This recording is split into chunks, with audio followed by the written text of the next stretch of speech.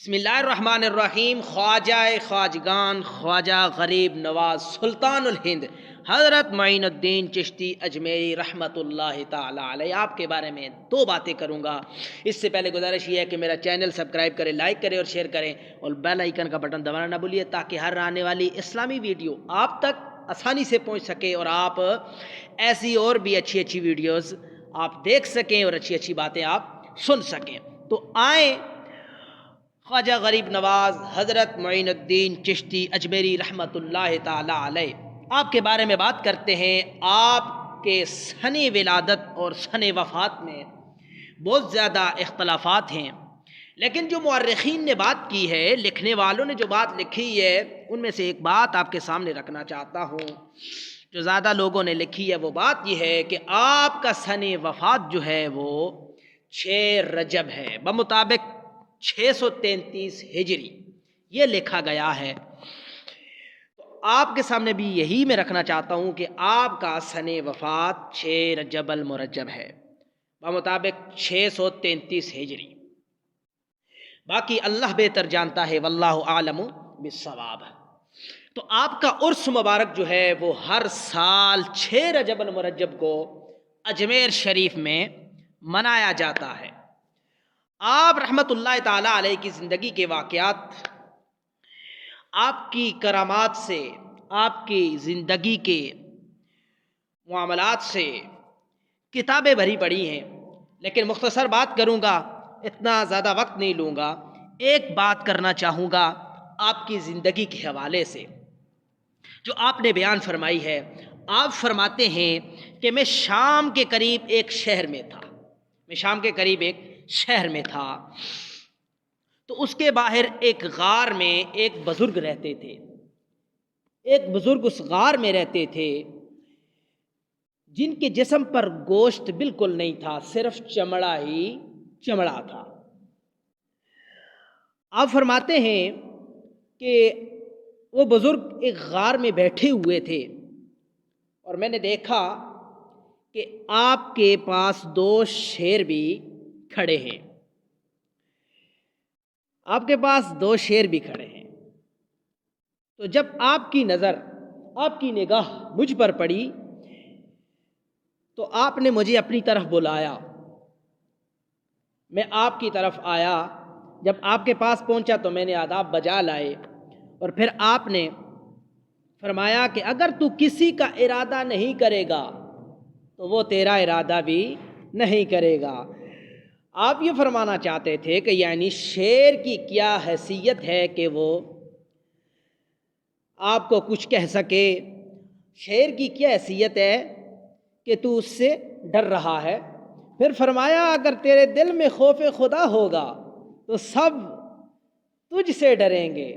جب اللہ کا خوف آپ کے دل میں ہوگا تو آپ کسی سے نہیں ڈریں گے، سب آپ سے ڈریں گے، کیونکہ آپ اللہ سے ڈرتے ہیں۔ جو اللہ سے ڈرتا ہے اس سے ہر چیز ڈرتی ہے، لیکن جو اللہ کا خوف ہے وہ آپ کے دل میں صحیح معنوں میں ہونا چاہیے، وہ حقیقتاً اللہ ہی کا ڈر ہونا چاہیے، اللہ کا ہی خوف ہونا چاہیے۔ المختصر آپ نے جو آگے بات سمجھانے کی کوشش کی ہے وہ بات کچھ اس طرح ہے کہ آپ فرماتے ہیں کہ وہ جو بزرگ تھے انہوں نے ساری بات مجھ سے کی۔ اس کے بعد آپ فرماتے ہیں کہ میں 30 سال سے ایک چیز کے لیے رو رہا ہوں اور رات دن خوف زدہ رہتا ہوں۔ تو آپ نے فرمایا کہ میں نے عرض کی کہ وہ کیا چیز ہے جس چیز کے لیے آپ اتنے 30 سال سے رو رہے ہیں اور خوف زدہ رہتے ہیں دن رات؟ تو آپ نے فرمایا جب نماز ادا کرتا ہوں تو اپنے آپ کو دیکھ کر روتا ہوں کہ اگر شرائط نماز سے ذرا بھی کوتاہی ہوئی تو نماز گئی، شرائط نماز کے ساتھ اگر نماز ادا نہ ہو سکی تو نماز جاتی رہی، نماز ادا نہیں ہوگی، اللہ کی بارگاہ میں مقبول نہیں ہوگی۔ تو جب نماز گئی تو سب کچھ گیا، جب نماز درست نہیں تو باقی کوئی کام درست ہو یا نہ ہو اس کا کیا فائدہ؟ کوئی فائدہ نہیں۔ جب نماز گئی تو سب کچھ گیا۔ تو پھر کہیں قیامت کے دن یہ نماز میرے منہ پر نہ مار دی جائے، کیوں کہ اللہ کا بھی یہ ضمناً بات کر رہا ہوں کہ اللہ کا بھی فرمان ہے کہ جو نماز دکھلاوے اور ریاکاری کے لیے پڑھی جاتی ہے وہ انسان کے قیامت کے دن انسان کے منہ پر مار دی جاتی ہے. اللہ تعالیٰ اس کی نماز اس کے منہ پر مار دیتا ہے کہ یہ نماز ریاکاری کے لیے پڑھی گئی ہے، لوگوں کو دکھانے کے لیے پڑھی گئی ہے. تو آپ نے فرمایا کہ اگر نماز درست نہیں تو عمر ضائع ہو گئی. پھر آپ نے حضور پاک کی صلی اللہ علیہ وسلم آپ کی یہ حدیث بیان فرمائی کہ کوئی گناہ دنیا میں اور کوئی دشمن قیامت میں اس سے بڑھ کر نہیں کہ آدمی نماز کو شرائط کے ساتھ ادا نہ کر سکے.